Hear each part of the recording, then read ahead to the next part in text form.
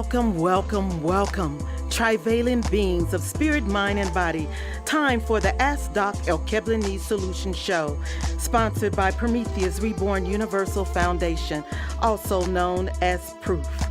Its mission is to spread the trivalent understanding noetics, featuring stand-up philosophy that includes anthropology, psychology, biology, metaphysics, medicine, psychodrama, comedy, and music through a genre called edutainment, educating while entertaining, coined by KRS1. The host of this wonderful show is Dr. Kwaku L. Carlisle Woods, RN, MD, Met D1, and myself, co-host, Dr. Hamida Rockman Woods, MED, PhD, Met D2. Hey, it's that time, y'all. Well, I'm Dr. Hamida Rockman Woods, as you already know. I have the PH, and my husband has the M. We both have D's. That makes us Doc squared. The title of today's show is, Are We There Yet? Are we there yet? I don't know, man. Okay, well, before I get to the show, the Hip Hope Trio Plus has got some new things on the way that's just going to blow the whole world's mind. I'm not going to give you very much more. I'm just simply going to say, hostage. Check it out. Be ready for it. Now, today's show. Are we there yet? That's what children often say to parents or other significant others when they're on a trip. It's a question relating their destination to their present position. Okay. Where are we? Well, Ask Doc show takes place in Cleveland, Ohio. And we have some things going on in Cleveland, Ohio. But before we get to that, one of the things that we do have is the trivalent understanding noetics. Noetic science, the newest science known to man. I'm a member of the Institute of Noetic Science, and it teaches you how your being functions. It teaches you how your spirit, mind, and body coordinate your abilities and actually determine what type of person, individual, you're going to be. You have a spiritual self, you have an emotional self, and you have a physical self. Where are we physically? Cleveland, Ohio, like I told you. Spiritually, what does that mean? Well, spiritually, when we're talking about a place spiritually, we're talking about the things that people feel, think, believe about that place. Cleveland. I'm going to tell you what I feel, think, and believe about Cleveland. Number one, I did not realize this until I got here. Cleveland, for most of the 18th and 19th, and even into the 20th century, was called the City of Hope, because it was the hope of all of our ancestors who were living in Mississippi, Georgia, North and South Carolina, Alabama, and Florida, to leave that slave-infested area and to go up north. And the destination for every one of our ancestors who wanted to go up north was Cleveland, Ohio. Yes. Not Cincinnati. They were still slaving folks and grabbing them and taking them across the river to Kentucky. But if you could make it to Cleveland, you could be truly free indeed. This was the terminal of the Underground Railway, and this was a hop, skip, and a jump on into Canada. So it was the city of hope for our ancestors. Now, for one of my much, much more immediate ancestors, it was more than that. I found out when I first moved to Cleveland that this is where my father's boyhood was spent. I never knew that. I finally do get to Cleveland. I call my father and back home in St. Louis and say, Daddy, I'm living in Cleveland now. And he says, oh yeah? I used to live in Cleveland. I remember going to school, walking down a street called Woodland. And I had to tell him, Daddy, we're about 3 blocks from Woodland. We see Woodland just about every day.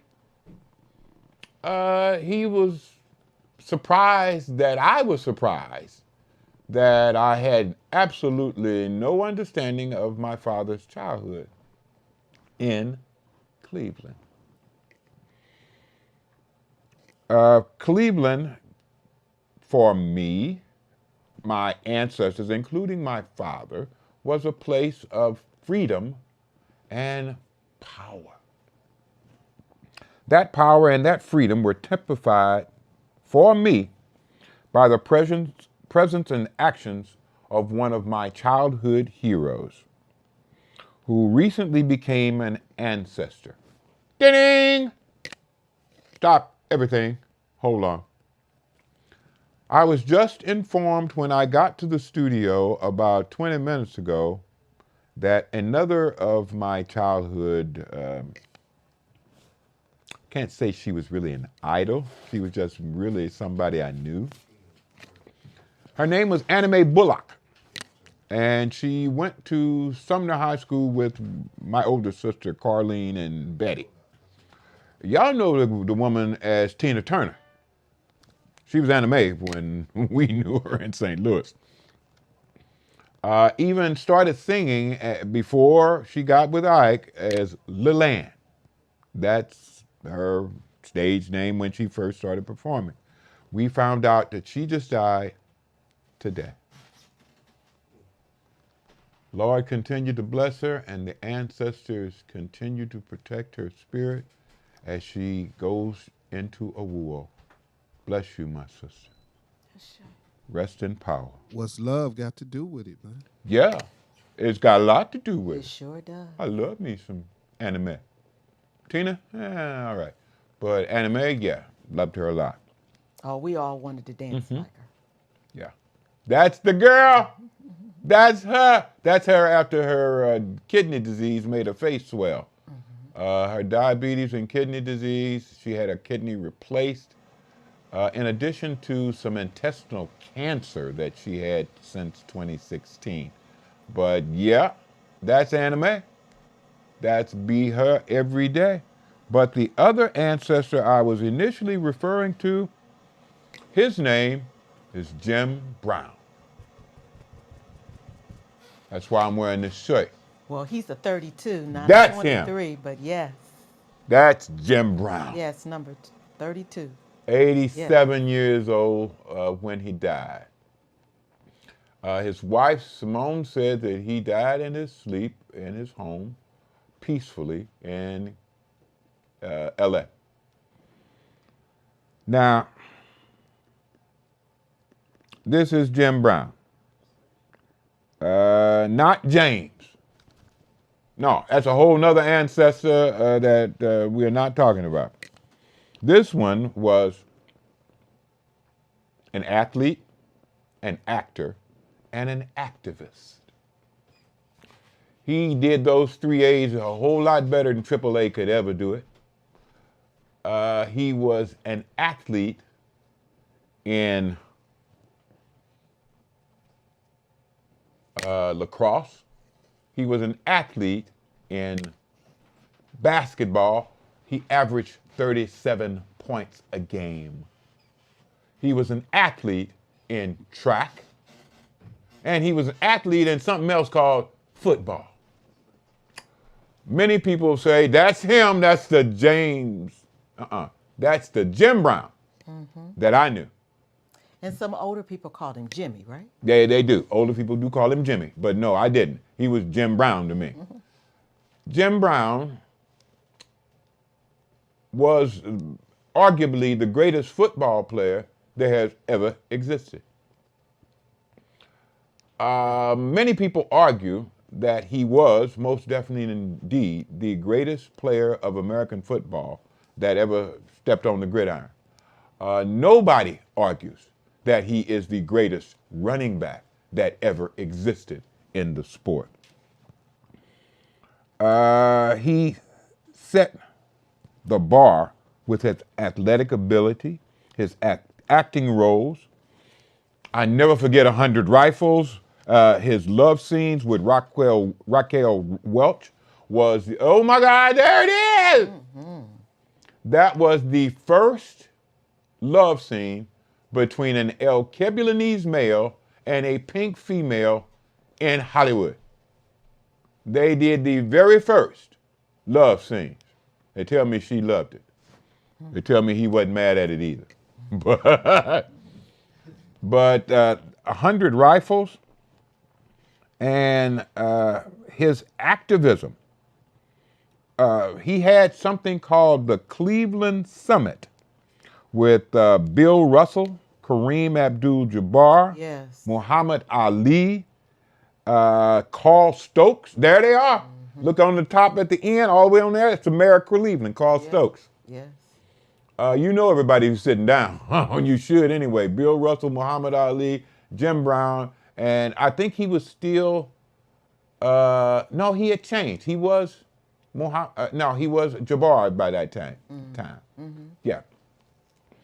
And all the other athletes behind him. Now, this meeting, this summit, many people say was to support Muhammad Ali, who was no longer Cassius Clay, in his refusal to be inducted into the United States Army. He refused to go to Vietnam, like I did, and kill Vietnamese who had never called him nigger, right, like I did. Believe it or not, that was not the purpose of this summit. They actually tried to convince him to go into the Army. They tried to convince him because many of them had already went into the military service. And they wanted to avoid the types of problems they knew he would engender by his actions. He refused their request, and they supported his refusal to be inducted in the United States Army. That was the Cleveland Summit in '67, if I'm not mistaken. It might have been '68. But Jim Brown played football in the NFL from '57 to '65, and oh my God. He was 3-time MVP of the league. Now, hold on, because I got to give you a little bit more detail on that. His first MVP was his first year. Wow. Yes. He was a rookie and voted the MVP. Think about that for a minute. He averaged 104.3 yards per game. Every time he stepped on the floor, he got 100+ yards. No other running back has ever achieved that. He also played in every game. He did not miss any game at all, ever. He was never pulled out because of injury. He was never held out because they wanted to save him. He played in each and every game the Cleveland Browns played. He won 8 rushing titles in 9 seasons. Only one season when he wasn't the best rushing back in football. He was selected to the Pro Bowl every year that he played. Now, again, still number one in rushing back. Yeah. yes, he still has the highest per game average, period, in the NFL. But again, Pro Bowl every year, and this includes, again, his rookie year. You ever known any rookie to be at a Play Bowl? I mean, in the Pro Bowl? That's hard. Me neither. His energy, his presence, his spiritual maturity, and power in everything he did marked him as an athlete, an actor, and an activist. When you were in the room with Jim Brown, you felt his energy. And this wasn't just as a young 6'2", 6'3", 230-pound running back. He carried that magnetism and presence to the day he went to a Y.O.U. And everybody who ever got a chance to meet him felt that power, that energy, that magnetism. He caused the game of lacrosse to be forever different. His senior year, he was an All-American for lacrosse. And they changed the rules of the game because of how well he played it. Lacrosse, you played with this little stick and a little ball in it. Jim Brown would hold the stick and the ball close to his body and just knock suckers out the way. And ain't nobody going to stop him. He was going to be going wherever he wanted to go until he was ready to throw either a goal at the goalie who was scared to death or a pass to one of his men who had a better shot on goal than he did. They changed the rule to say that, no, you can't play like Jim Brown. Now, they didn't actually use those words. What they said was, you cannot play holding the stick and the ball close to your body like Jim Brown. They didn't say like Jim Brown, but that's what everybody knew what they were saying.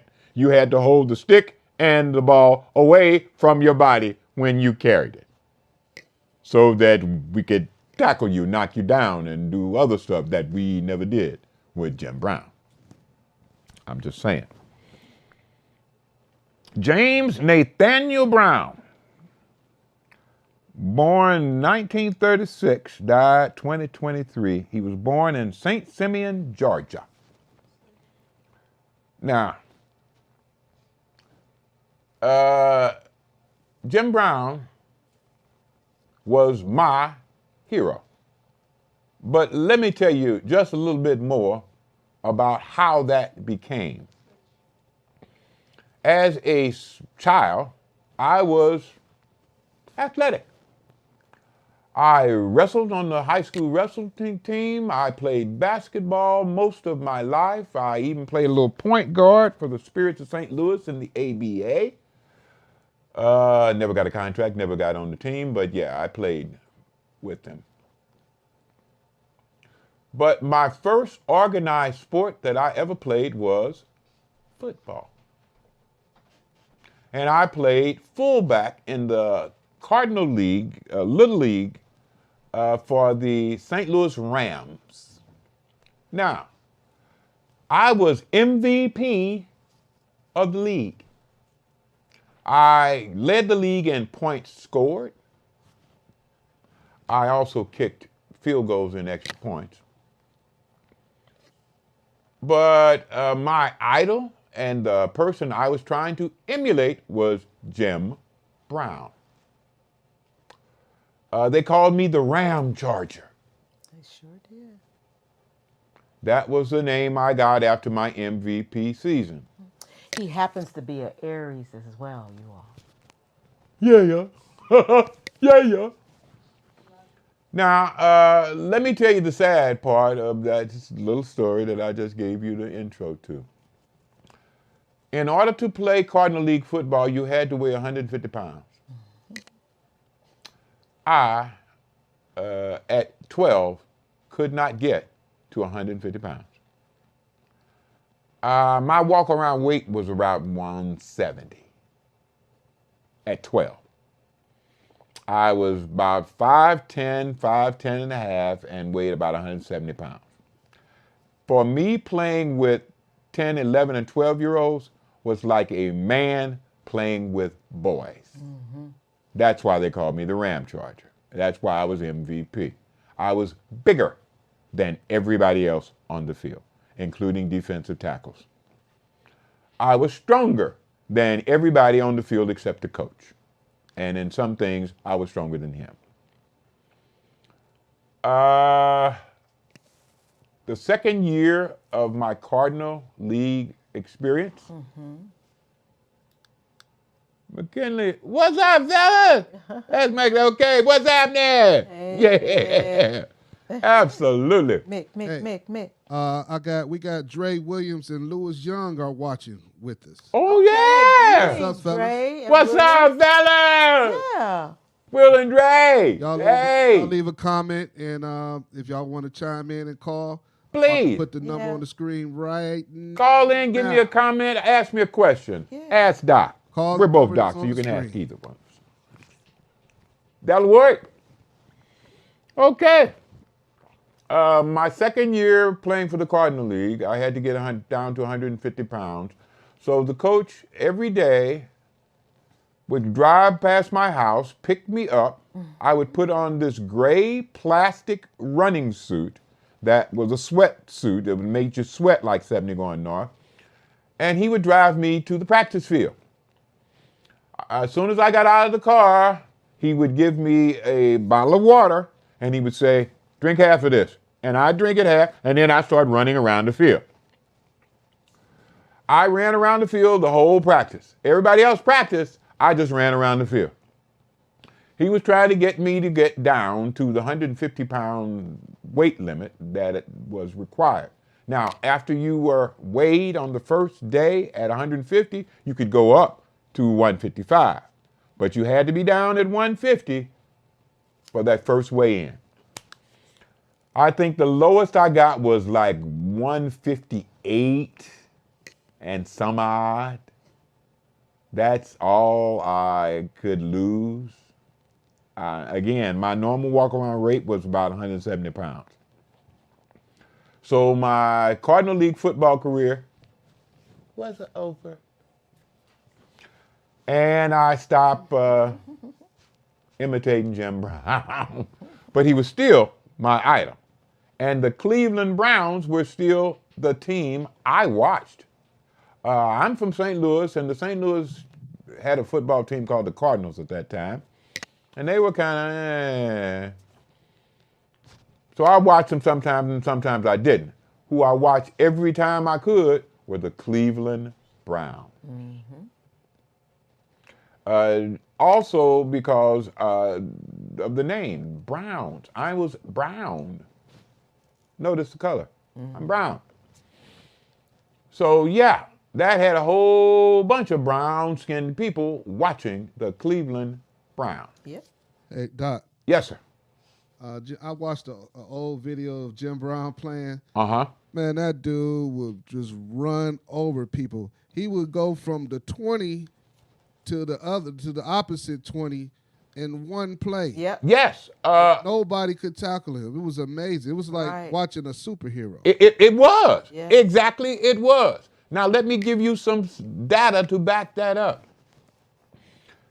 Jim Brown's average run in the year that he quit playing football was 14.3 yards. Every time you gave him the ball, he ran 14.3 yards. Guaranteed a first down. Yes, every time he touched the ball. His lifetime average is 5.6 yards. There is nobody else who comes close. And they had to do this in a much longer season. Jim Brown still has 1,890 yards the year before he retired. He scored 1,890 yards in 14 games. We're playing 18 now. Nobody's come close to that in 18 games Wow.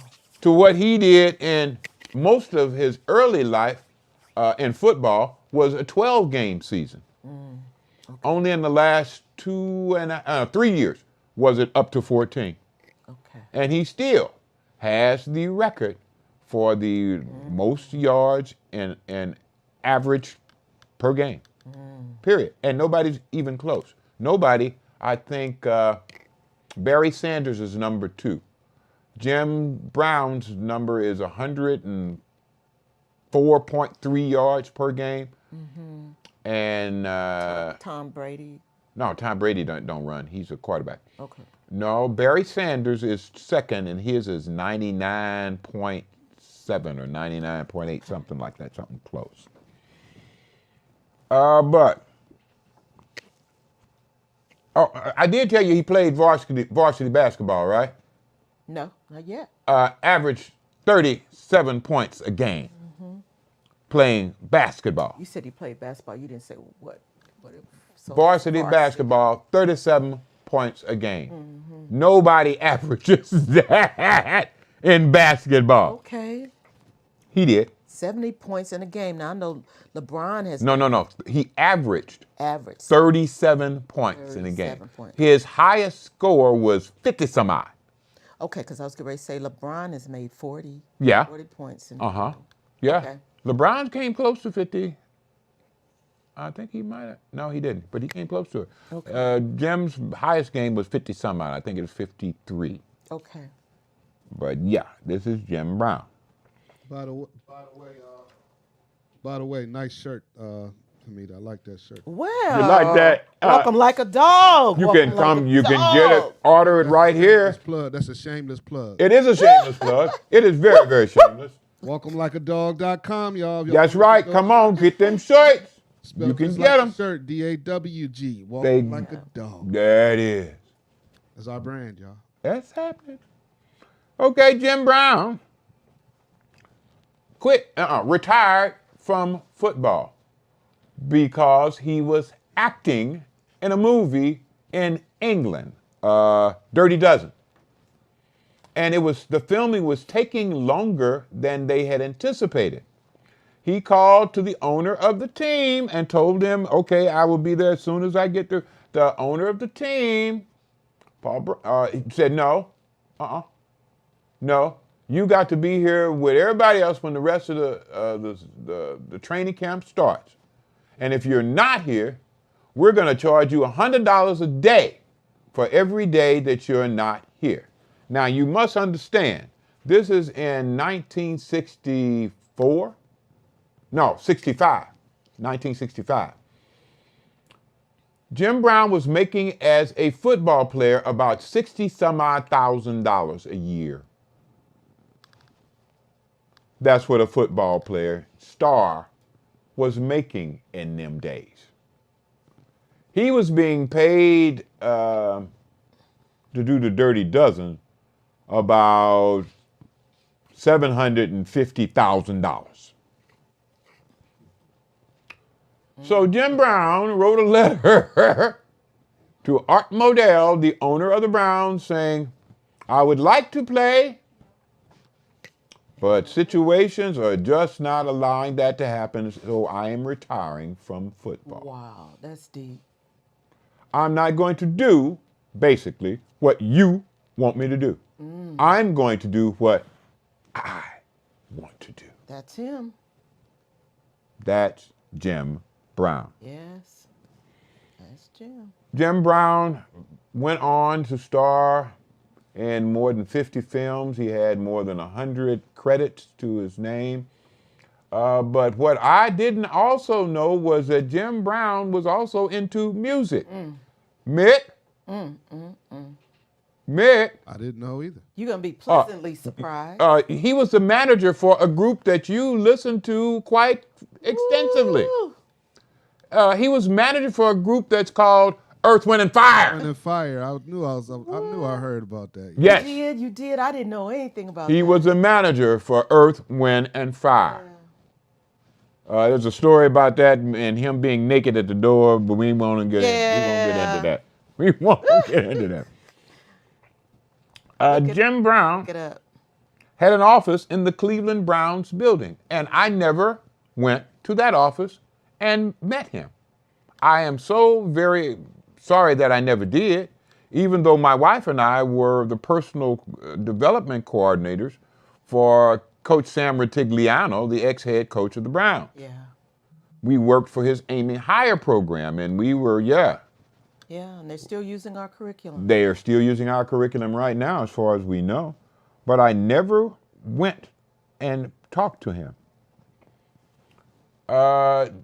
Jim had problems like all human beings, and he was arrested several times for domestic abuse. Unfortunately, that was during that era. Yeah, he actually threw one of his girlfriends off a second-floor balcony. Hey, Alicia, congratulations again, dear niece, for Yes, your indeed. doctorates in doctorates in education administration. Administration. Yes. Way to go. Yes, Let's see who's looking here. with a plus. Okay, Louis Young. Hey, y'all. Oh, Kenyatta. I was so happy informed you to know joined that Jim us. Brown played lacrosse. I was the only black person on our team. I'm sure he was as well. No, there was one other Alkebulanese on the team. But again, he was All-American his senior year, and they changed the rules of lacrosse because of him. Kenyatta! Yes. Love. Hey, Docs. To Alicia as well. Love. Lisa! And Kenyatta. Yes, indeed. Yes. Them's our people, y'all. Yes. Them's our people. We love them. Okay. With those problems, let me add one other problem with Jim Brown. Ty, hey, you back? Ty! Hey, family! hey. Tyra, we love you. Yes. Happy to see you here. Absolutely. We get lots and lots. Okay, we get visited. Hey, y'all. I was informed. Okay. Yes, indeed. Yes. Hey, Doc. Oh, that's so wonderful. Aw. That is. We're getting a little following. Yeah. Little following. Okay. I was talking about Jim in relationship to different things I did not know about him. I did not know that he would rather go to jail than to be counseled on striking and domestic abuse of females. Yes. But he did so much beneficial for the country and especially Cleveland. After his retirement from movies, he moved, at least in office, here to Cleveland. Yes. And every season, he traveled with the team. Mm-hmm. He talked to all incoming football players. He counseled all of the players in Cleveland. He did much for both the communities and the cities of Cleveland. He established something called the Black, not that Okay. yet. Black Economic Union. Okay.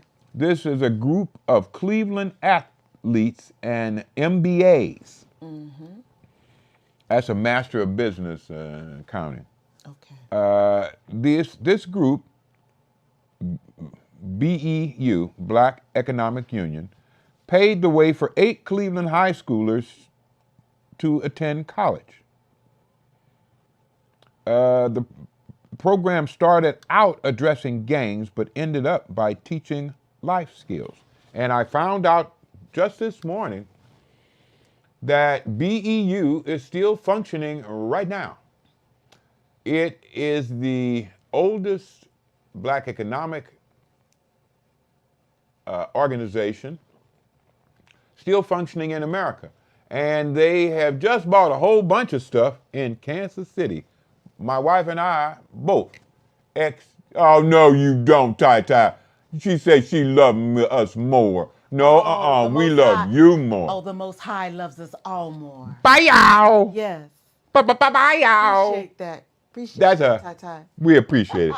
But she had it right. Yes. Most High loves us both. Okay, both more. Now, I talked about my career as a Ram Charger. I talked about all that. I talked about the 50 field credits. Now, let's get to the American. Okay. Thank you. Jim Brown and his wife started in 1988 a program called American. That's it. He went primarily, again, for gang members. He found that most of the gang members in prisons did not have a father or a father figure to actively direct them in ways that were beneficial and enabling. So he established this organization. And again, it was primarily about stopping gang violence initially. But when he found out that they had no life skills, it turned into a program that teaches life skills. When I first heard about this about 10 years ago, I was also doing prison services. We were entertaining, edutaining, and teaching in all of the correctional institutions in the state of Ohio. Through global entertainment. Absolutely. We were known by every warden at every correctional institution in the state of Ohio, and the head of the corrections department asked us for proposals that we submitted. We ain't hear nothing from them about it, but yeah. And I got into James Brown American. That was our Right of Arts program. That's right. Our program was called Rights of Arts, and his is American. Very, very similar. Ours was more noetic science, and his was not scientific. It was experiential. But it had the same goal, and it had the same primary demographic. Alkebulanese males or Alkebulanese females who were in corrections institutions.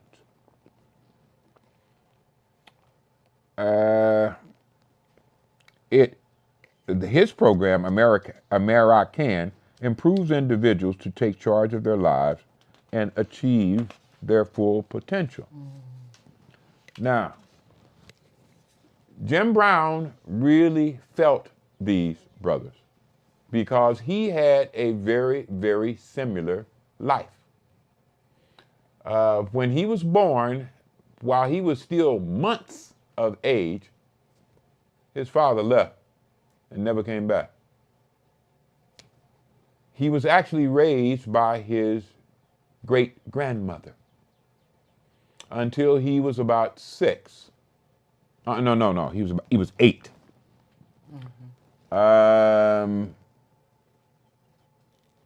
When he was 8 years old, his grandmother sent him to be with his mother in Manhasset, Long Island. That's where she was working. Believe it or not, excuse me, she worked for a bunch of pink men who saw him as a athletic prodigy.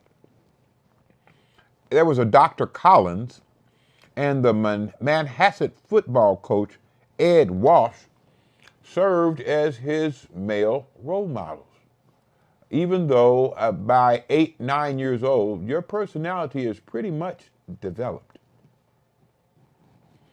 And while they can offer him some advices and some at least models that he could emulate, they could never educate him as to his own being. He missed that.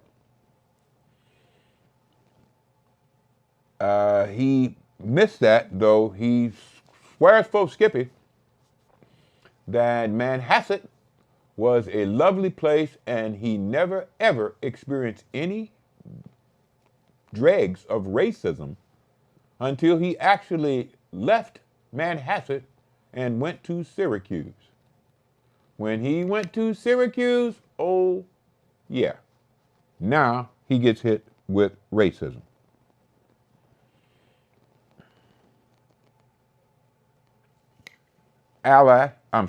Muhammad Ali, Jim Brown, Bill Russell.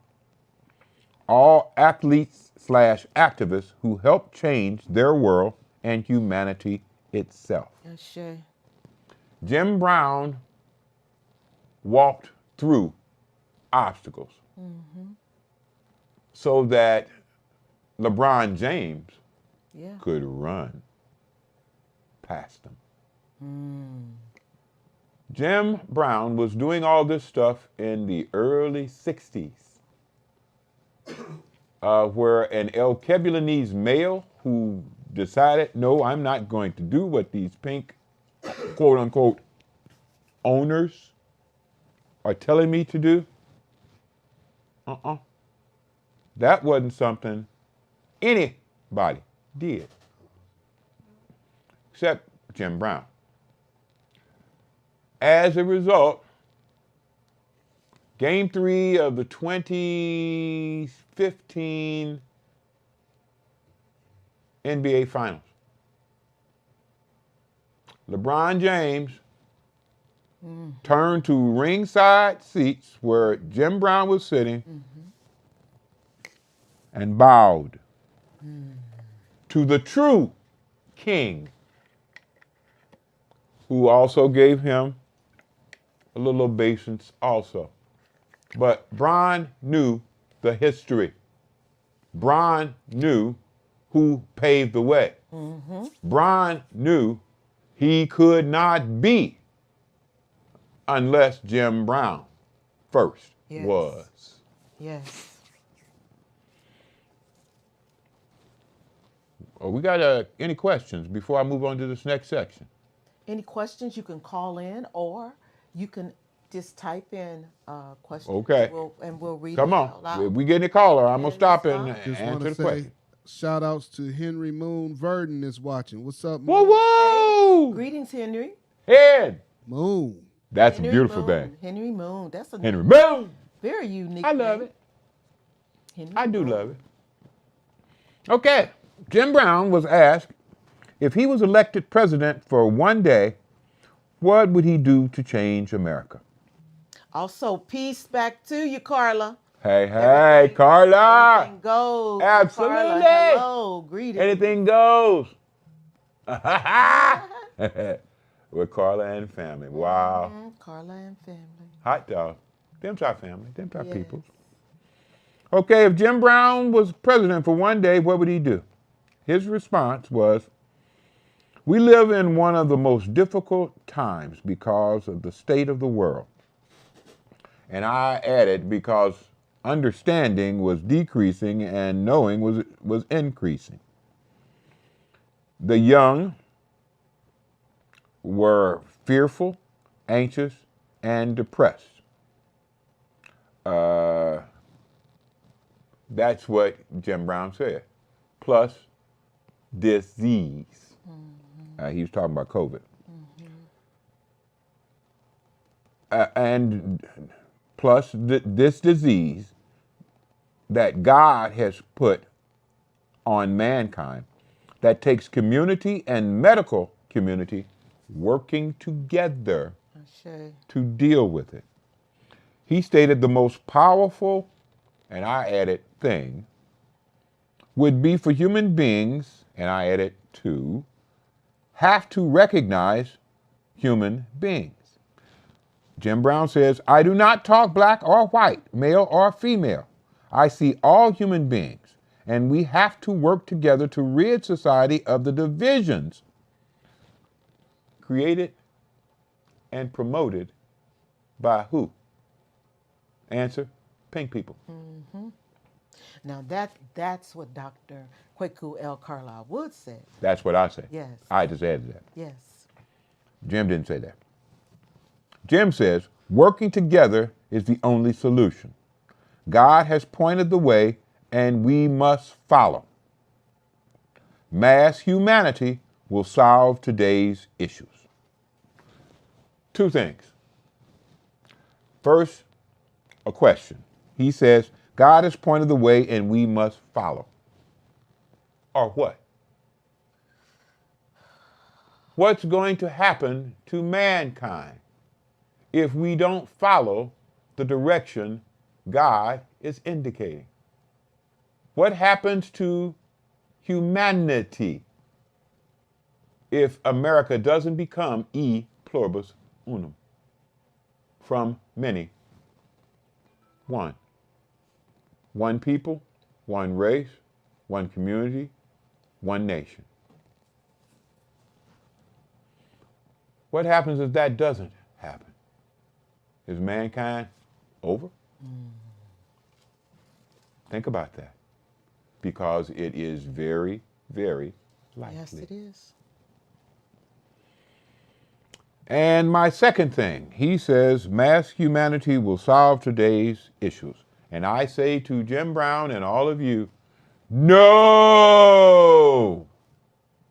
Mass humanity will not solve any issues. The solution to every issue that mankind has ever had, will ever have, is peace. Peace.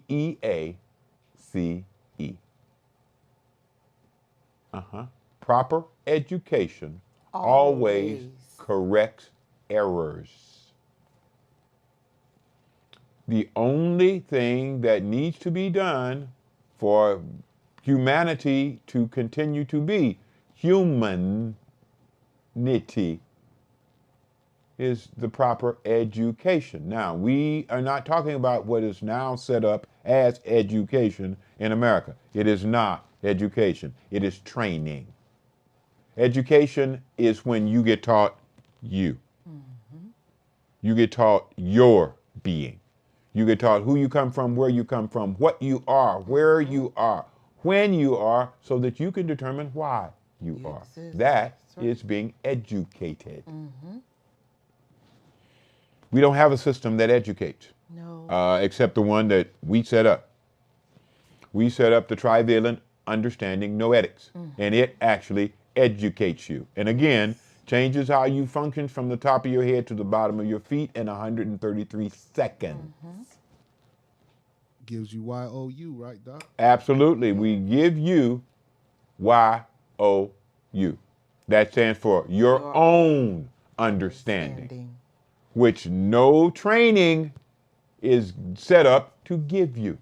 They're set up to deprive you of understanding of you. Only concerned about you getting what they want you to have for employment. And you supporting them through working for the companies that give them money. Yes. It is set up that way by the politicians, that they are paid by companies to be politicians. And it is these companies they want you to go to work for. That's why you are trained. Okay. Mass humanity will solve no problems unless that mass is educated. In the past 24 hours, new figures have come out on Generation Z and depression, anxiety, and fear. A new study came out that says the average teen spends 2.5 to 4 hours on, that's it, on social networking. That's his average. The study says that if you have that amount of exposure to social networking, you are twice as likely to develop emotional disturbances. If you are an average social networking user, you have doubled your chance of having emotional disturbances. What emotional disturbances? Fear, anxiety, depression, anger, sleeplessness.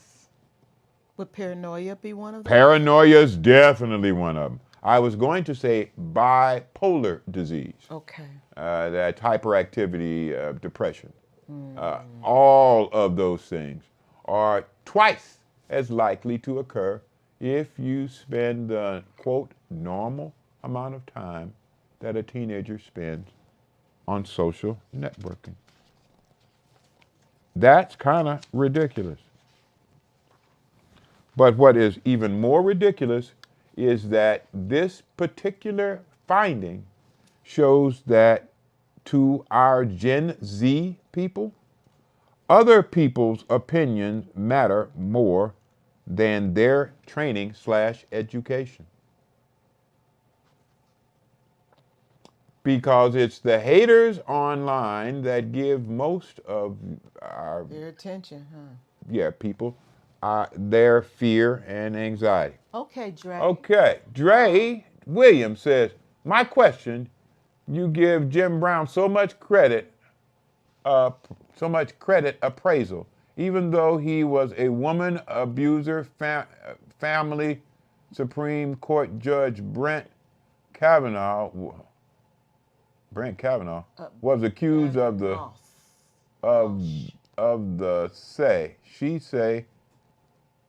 I can't remember. She say, and plenty of women's protests in man and Democratic leaders. Well, Democratic leaders attacked him, plus turned out to be a lie. So what makes Jim Brown so different for being a woman abuser? He's not. He's not different as a woman abuser. He's a woman abuser. Yeah. And I said so. Yeah, you missed that part, Dre. You missed that, Dre? Go back and review this, and I come up with that. I came out with that. I featured that before I start telling you all the great things he did.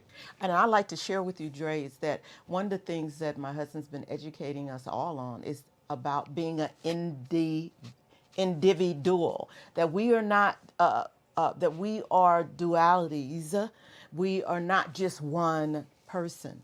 So individual, but individual. I'm splitting it up. Yes, I know. not divided by two. I was just putting it in layman's terms. Okay, let me do both of those. I'm going to split it up and put it in layman's terms. Individual. Individual, according to Miss Temple, my Latin teacher, starts with the Latin root in, which means not. As in invisible is not visible. Inaudible is not audible. In means not. Divi, Latin root word that means separate. That's where we get the word divide, division. Dual, another Latin root means two. So an individual is a not separated duality. Right. And that is every individual. Yin and yang, he and she, good and bad. Good and bad, evil and great, Yes. moral and immoral. You Yes, name two yes. opposites, they are in every individual. Right. Individual. And he was most definitely an individual. He had good, bad, he had right, wrong, he had up, down, he had left, right, he had all of these things just like all of us do. And unfortunately, he was raised during a time that males were encouraged to control their wives by physically abusing them. Oh, yes, it was a law. Yes. Unfortunately, one of the things that also has to be taken into consideration is what my wife just brought up. When he was. This is a man who was raised in the 40s and 50s. He played most of his football during the 60s. Okay. Now, we had not yet broken away from Western Europeans' monopoly on our spirits and minds. And we were using what they had lived throughout their existence as our measuring stick. Yeah. One of the problems with that is that in Western Europe, women were owned. Women belonged to a man. A woman belonged to her father until she was married.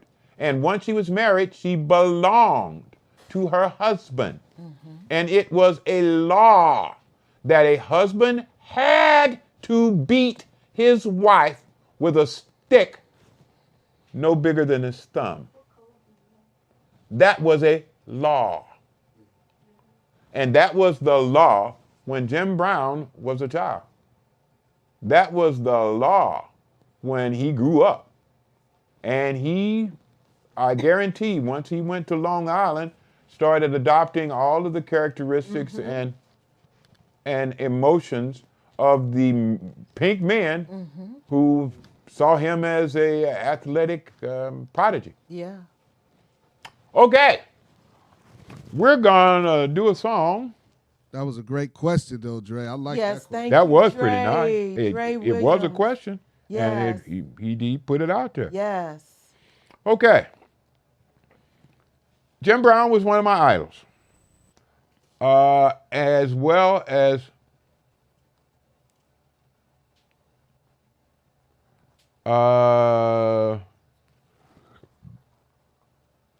Albert Einstein. I wanted to learn, and I wanted to learn me. I wanted to learn how I function. I knew that I had a spirit, mind, and a body, and I wanted to understand how they functioned. I had that as a child, and I mean like 2, 3. By the time I was 5, it was really part of my daily quest to find information about how a spirit, mind, and body functioned. I went through all of my training, elementary school, high school, college, postgraduate work, everything, trying to put those things together. Nobody taught any of that anywhere on this continent. And I did not come up with how your spirit, mind, and body function until I created this thing myself called the Trivalent Understanding Noetics. Noetic science was used to illustrate how human beings function. I had been searching for it, couldn't find it. Finally, I realized I'd have to do it myself. That's why I was nominated for that $10 million prize in innovation called the X Prize. That's why I was invited to attend the United Nations and Senator Innovation Conference at UN headquarters in New York. And we're going to give you a song that the Manjees. All the Kendalls know who I'm talking about. Yeah, Artist and Matthew, Yeah. the twins. We call them the Manjees. Yes. The Manjees are illustrators. They are cartoonists. And they came up with a cartoon all about my song, Can't Get. So peep this, y'all. And they're students of ours. They are students. Their whole family is. Yes.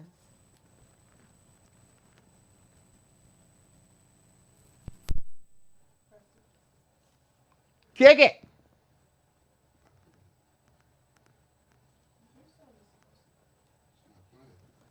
Well, it'll be coming soon.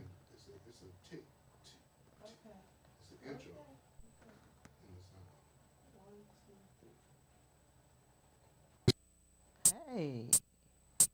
When you're going through this thing called life, you're going to have a great number of opportunities, and you're going to have some challenges. In those opportunities and those challenges, you may not be able to get everything that you want, but you should always try to get what you need. Can't always get what you want. No, you can't. You can't always get what you want. No. You can't always get what you want. But if you try sometimes, you just might find you get what you need. Now we're all here for the celebration, trying to find out my own creation, how to learn from my imagination, finding truth, my only liberation. Yeah. 'Cause you can't always get what you want. No, you can't. Can't always get what you want. No. You can't always get what you want. But if you try sometimes, you know you just might find you get what you need. So we find ourselves without the spirit, trying with mind and body just to feel it.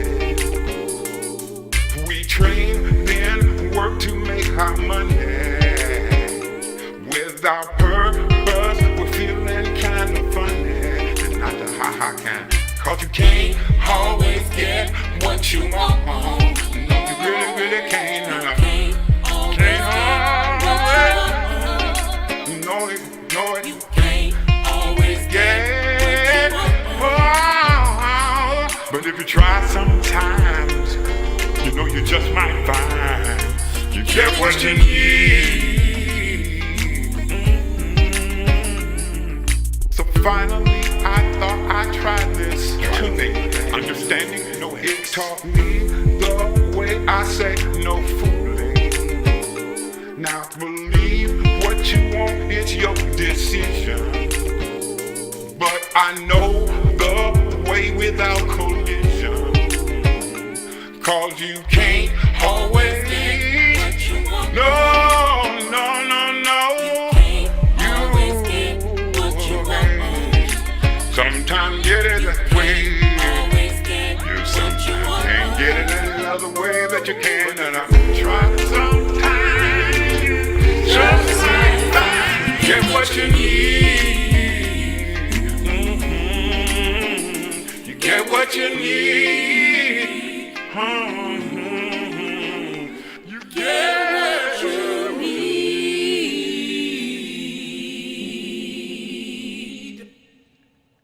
Yeah. And once you get what you need, you take off. in flight. Yes. The trivalent understanding noetics will allow you to fly like a bird.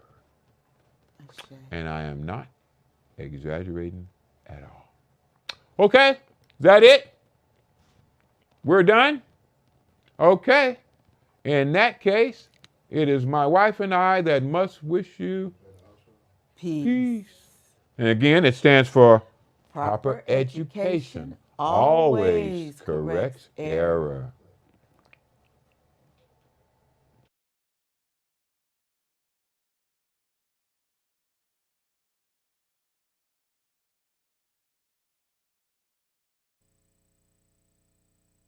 Oh, you made it to the end of the video. Well, I am tired a little bit differently. I'm dressed as Baba Amwa. If you would like more of your own understanding, like, share, and subscribe. Yes. And go to the sites that we have listed around us. The Most High is good. And the ancestors are kind. Thanks For having us on your minds. Peace.